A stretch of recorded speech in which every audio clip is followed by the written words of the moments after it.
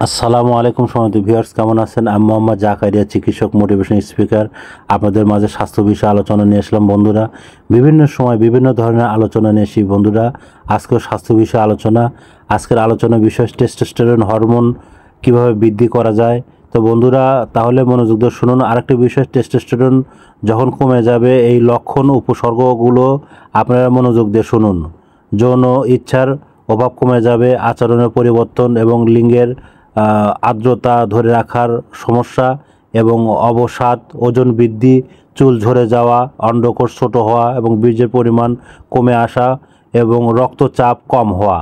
তো বন্ধুরা, এতক্ষণ শুনলেন আপনার যেগুলাতে টেস্টোস্টেরন কমে আসে। আর আরেকটা বিষয়, সেটা হচ্ছে যে টেস্টোস্টেরন বৃদ্ধির উপায় কী।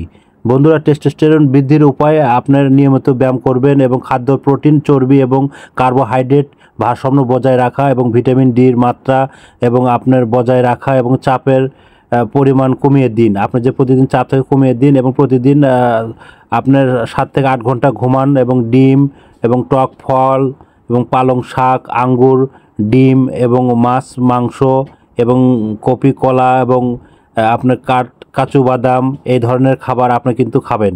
এখান থেকে কিন্তু এই ধরনের খাবার খেলে আপনার টেস্টোস্টেরন লেভেল কমে আসবে। আরেকটা হচ্ছে ডিমের কুসুম, আর আপনার যেটা আঙ্গুর, মধু, আদা, রসুন, মাংসর পরিমাণ।